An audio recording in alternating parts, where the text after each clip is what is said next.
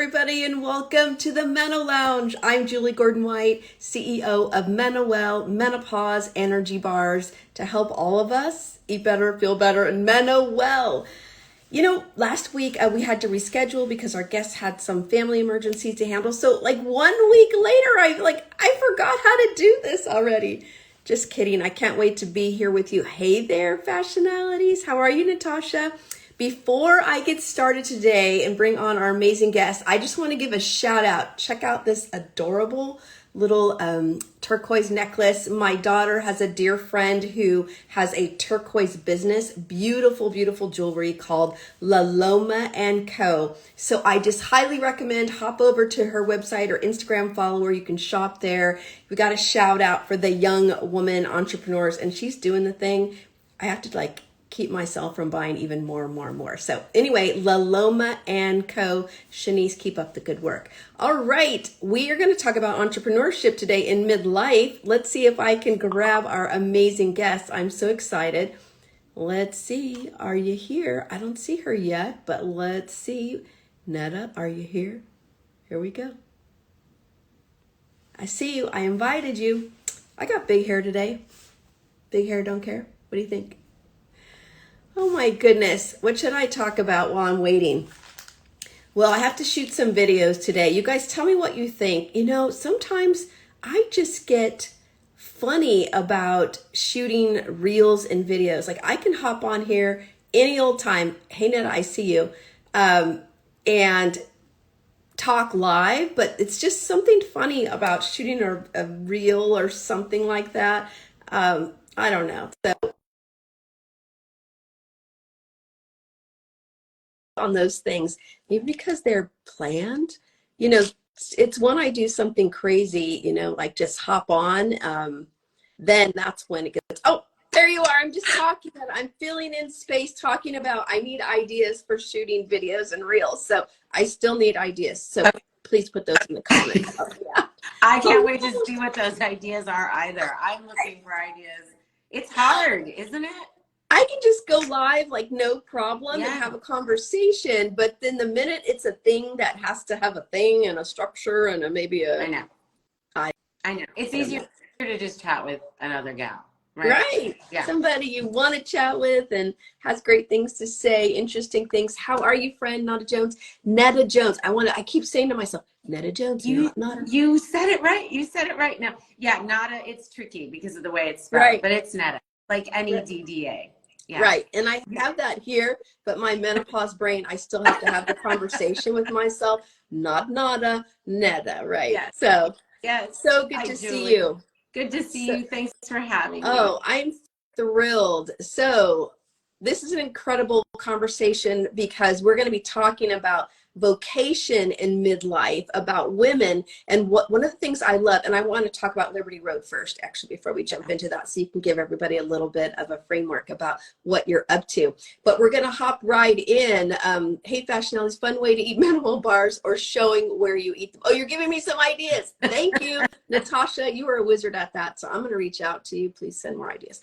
So Liberty Road is this incredible platform. You're podcasting, you're having these incredible conversations, events, talking about what women are doing in midlife, how to live a better life. And better, I don't mean as like the life before that was not good, but how to live better in who we are today. So our promise today with the title is about vocation in midlife, but why don't you tell everybody a little bit about your background and also about Liberty, how you got to Liberty Road.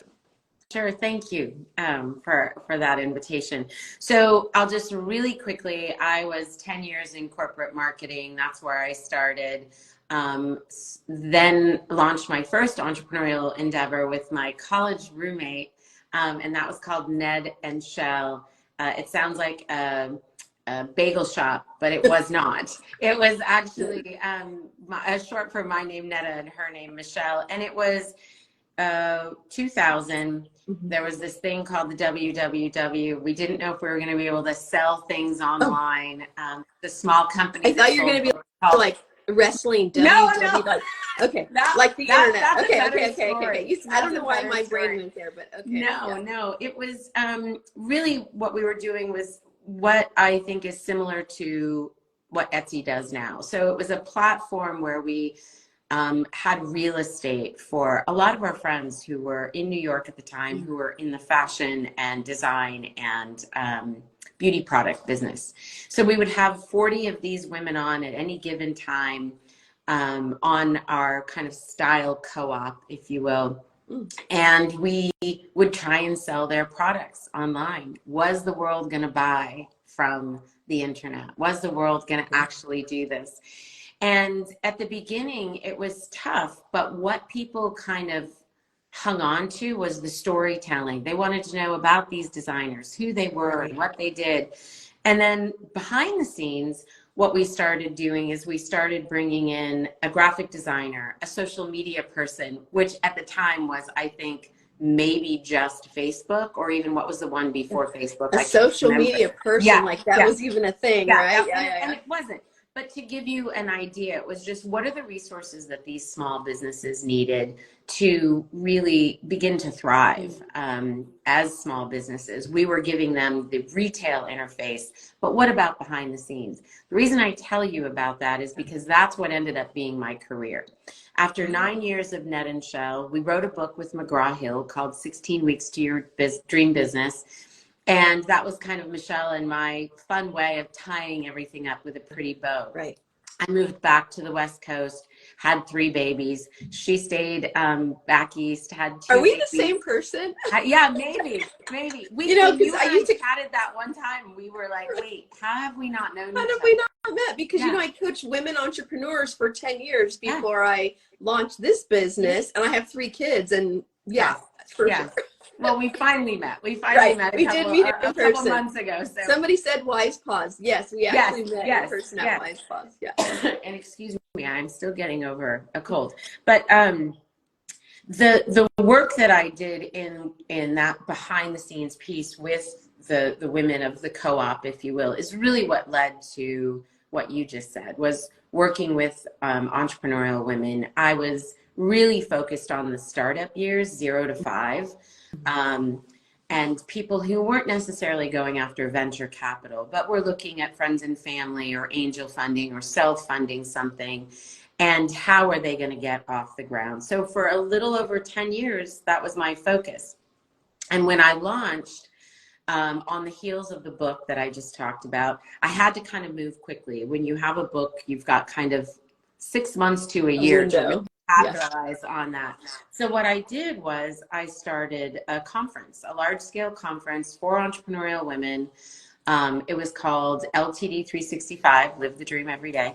And the concept was, it was an expo of sorts. How do we bring the resources that entrepreneurial women need in one space with the education, people that can equip them with the information that they need. So we would have everything from Wells Fargo Bank was there signing, getting you started on a small business account, or meeting with a small business loan officer, all the way to a local graphic designer who could help you with your website.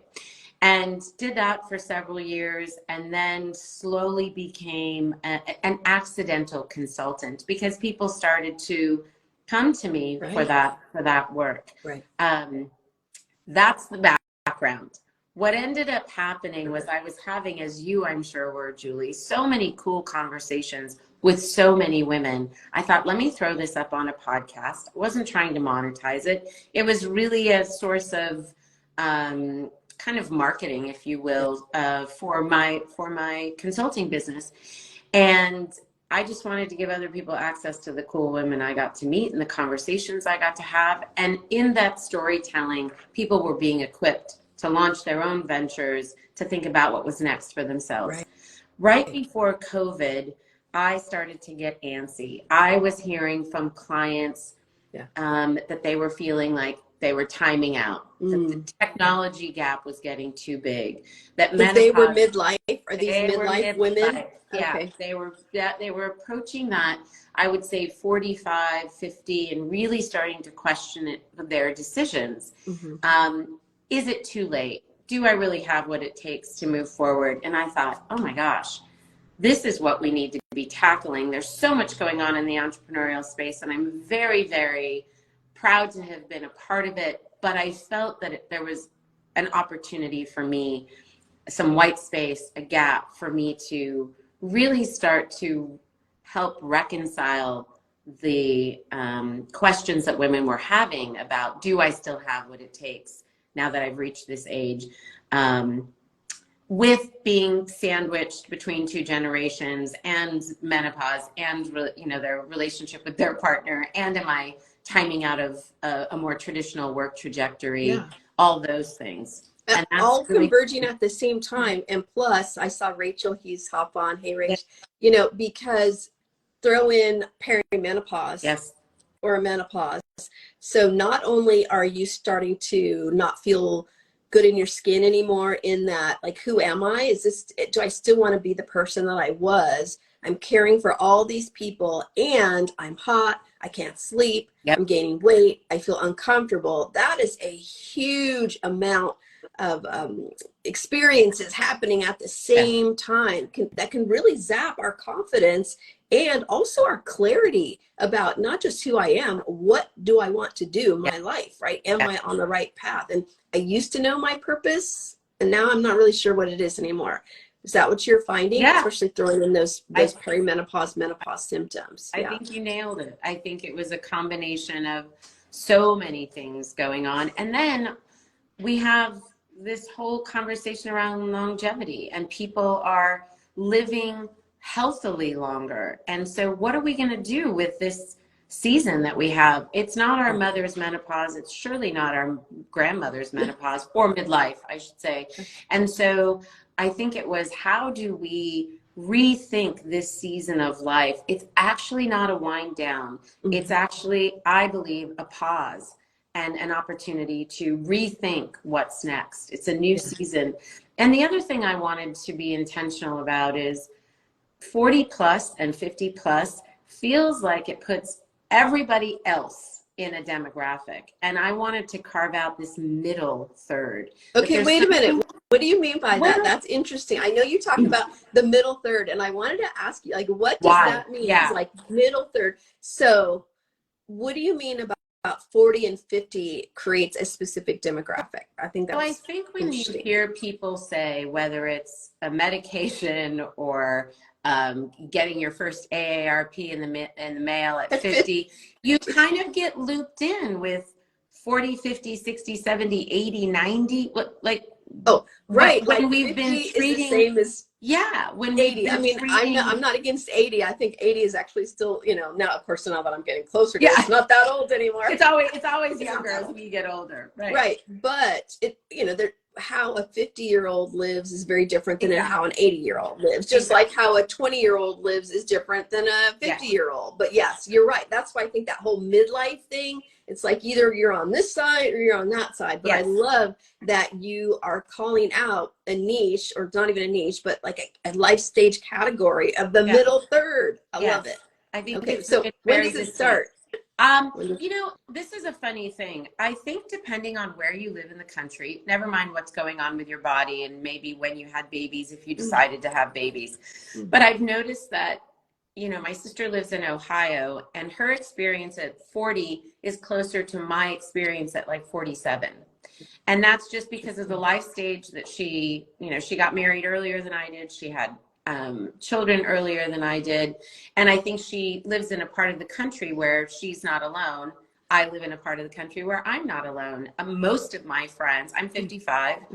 I still have a high schooler. I have 2 in college.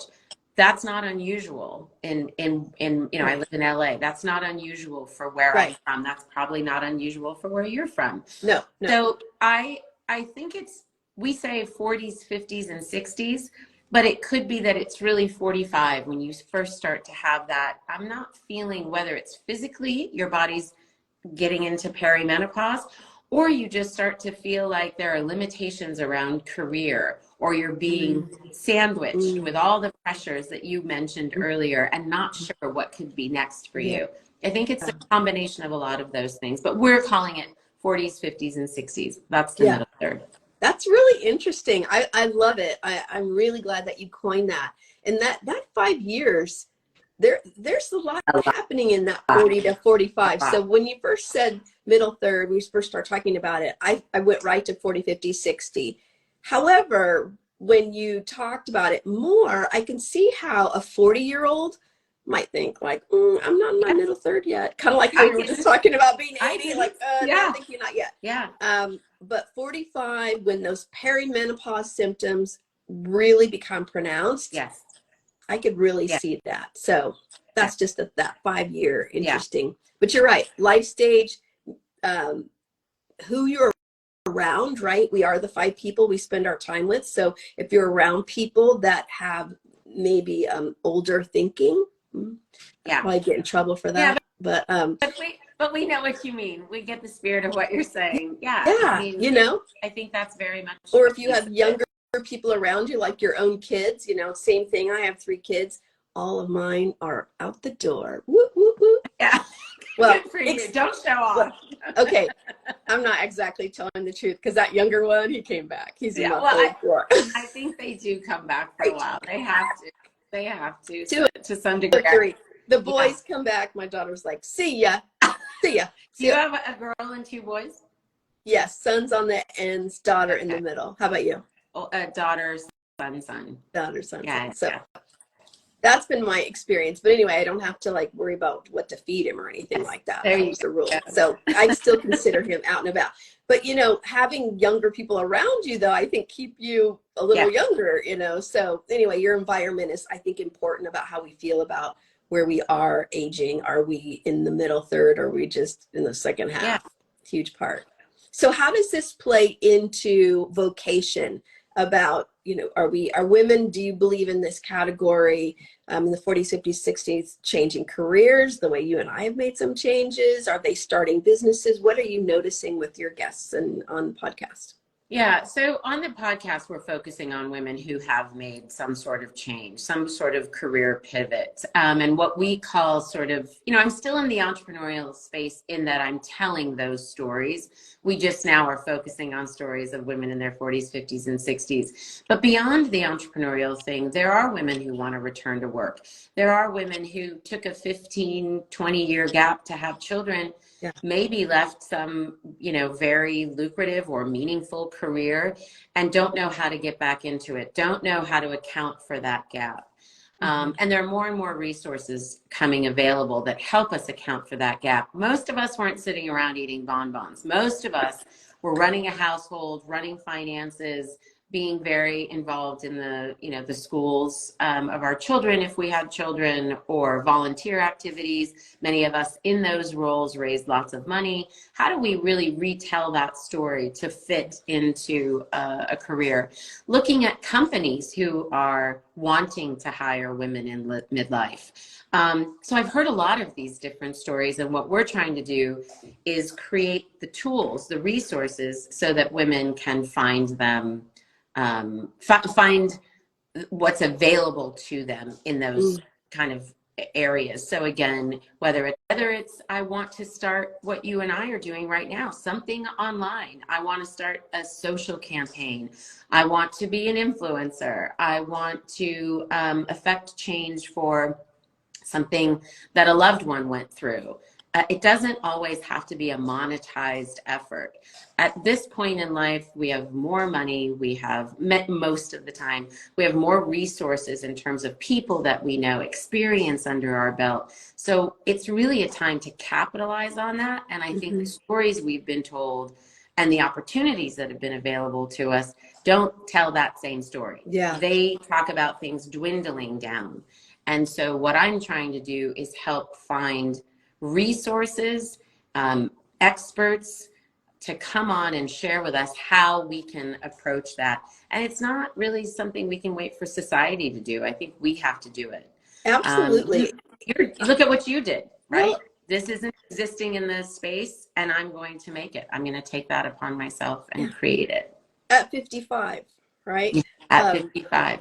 A dear friend, I think you know Jen Marples. She has a podcast also called You're Not Too Effing Old. Yeah. And, I think it's important to own our power from a place of wisdom and knowledge to be able to take what we know, what we've gained, whether that's been in business or corporate or at home, to turn it into something empowering for ourselves. But I do believe, and we do as women in middle third and beyond, we do statistically have the most money. We have the most discretionary earnings, and we make all the buying decisions.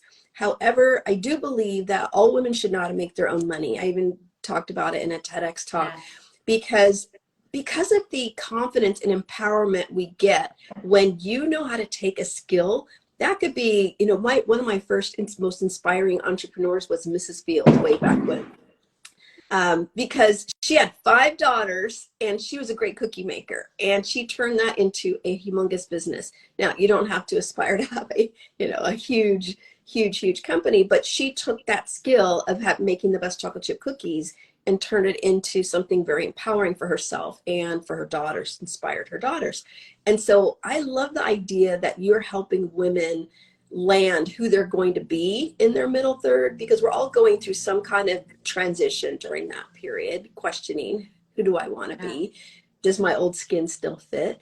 Yeah. And you're helping them. But I also encourage women to know how to make their own money. Even if you are married to someone who makes money, there's nothing like being able to offer something that you're good at, that you love, and somebody's willing to give you money for it. It's just a value exchange. So I agree. I absolutely agree. And I think that's for people who haven't done that. It's not too late. You can start making that money. Again, you've amassed so much at this point in your life. And it's helping people to think outside of the box. I think the reason, just like the story you just told about this woman, when we hear other people's stories, we start to find ourselves in those stories. So perhaps it's not cookies that I want to make, but I am inspired by that and I know how to go about that. So the podcast was really the first thing that we changed. When I left, kind of retired from the entrepreneurial space, it was called Liberty for Her. We rebranded to Liberty Road and really started telling those very specific stories. A woman who started a nonprofit, a woman who wrote a book that she's been dreaming of writing, a woman who started a for-profit company, very small, very large, a woman who transitioned mid-career, so that the listener can start to identify what's resonating with her, what feels like it's matching her own, path, whether it's her history or the path forward. And then I think what also became really important, and the reason it was more than the podcast that we wanted to grow in Liberty, is it wasn't enough for me. It wasn't satisfying enough as a business to encourage and inspire. I wanted to equip. I wanted to provide the resources and the tools. And so having our live event was really an important piece of that. How do we put ourselves on the map? We're a brand new company. We've just pivoted. Yeah. And provide online content. We brought in an editorial director who has been at Goop with Maria Shriver now. She was able to really harness the power of that online content. Then what was missing was, I believe, the tools and the resources provided in a class sort of manner. So we are launching on November 1st. Our After School is our new program, and it's membership. We're calling it Masterclass for Midlife. So the idea is, it's not a course. It's not something you begin and end. It's a variety of classes for curious minds, continuing education for curious minds. So whether we have you coming on and talking about menopause, or Rachel, as you mentioned earlier, Rachel Hughes, who we all know and love, coming on and really beyond the podcast, which we are sharing origin stories, where's the education? Where's the Q&A opportunity? How do we give people access to these experts? How about somebody who has raised capital or has started a nonprofit? How about somebody who has written a book? So we want to provide these courses or these classes, and make them available in an evergreen manner. So at 12 o'clock at night, when you can't sleep because you're hot flashing, you can hop on a computer and there's something available for you. And you're not just searching the internet without anybody curating what's important, what's for you, what's real, not everything is going to lead to a $2,000 class. also presented in a way, and this is something that I love that you are bringing to this conversation, presented in a way that meets a middle third woman where she is. Because the way a 20 or 30-year-old starts and runs a business, I remember my first company, I pushed that boulder uphill so hard to get to my first milli, like hard. And not that I'm not doing that now, but it's different. It's different. It's, before I did a lot of things myself. Now we do things together. We do things with a team. I'm smarter. I work smarter, not harder, although that's debatable. Both right now, maybe in the beginning. That's debatable. That's okay. I'm lying. If I told you I don't work hard, I'm going to just be honest right here. But it's still different. And so I like that you're presenting it from that place. And if you want somebody to talk about raising capital, I got you.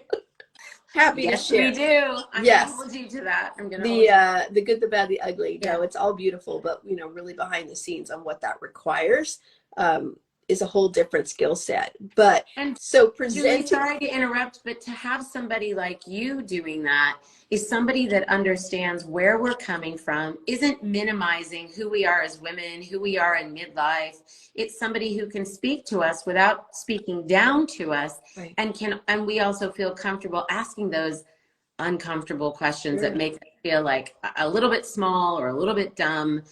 And we're not. No. It's a question. We're all learning. We're all still learning. I'm still learning. And to me, if I'm not learning, then I'm not growing and I'm really not having fun. I mean, that is what empowerment, growth, in the middle third and beyond to me is continuing to learn and grow. And when we stop learning and growing, that's when we get stuck. And that's when our thoughts and our beliefs start to get stale and old. And yep, I've said it, old, right? And old is not bad, but stagnant, I don't think is good for us. From a health perspective, it's not good for our brain, it's not good for mobility, all the things that get stuck in your body when you are stagnant and not growing. So but to hear it, like you said, from somebody that is a peer, I really consider myself linking arms with women in menopause, linking arms with women in business, and sharing from who I am now. And who I am now, sharing is different than how I coached 10 years ago. It's a different. So I love what you're doing because of that perspective, that voice, and that lens that you're bringing the conversation through. Super powerful. I want to ask you, you're talking about designing intentionally. You talk about experience, sort of the trifecta, I would say, of experience, opportunity, and purpose. Did I get that right? Is that kind of how you help women think through these changes and transitions? Yeah, I think it's definitely what is it that you bring to the table? What are your sort of assets that if I were to sit with you, you'd say, regardless of your history, I'm good at X, Y, and Z. And then how do you take those things and look at what the opportunities are? Okay, what's out there for me? Given this long list of things I want to do, I have done, I like to do, I don't like to do. What are the opportunities out there for me? Thinking outside of the box, giving people opportunities to really think about those 10,000 hours that they've logged and what they've become an expert in.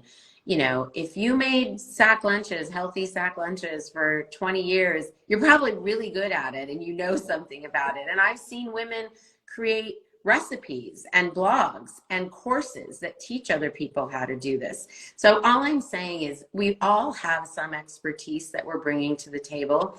And if we think about how to share that expertise, then we can start thinking about how we monetize whatever our knowledge is, right? That's a very simple example. No, makes perfect sense. And then looking at the people that can help us, the tools, the resources that can help us to take that to the next level. So I can tell you, go make a 12-week course and sell it to other moms who want to learn how to make the healthy lunches.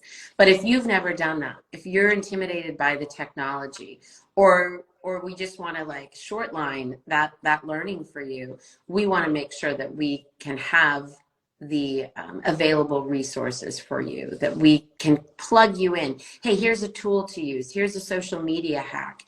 Here's what you should do to create reels. Here's 10 ideas, right? Get that? Can I get that? Yeah, I will make it as soon as we're done.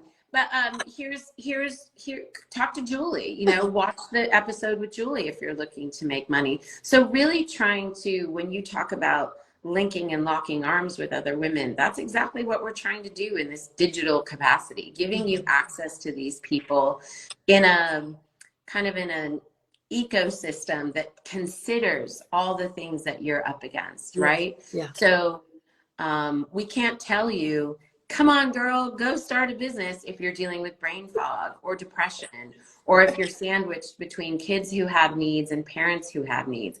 We have to provide tools. Right. We have to provide education, getting you to that next level. How can you do it?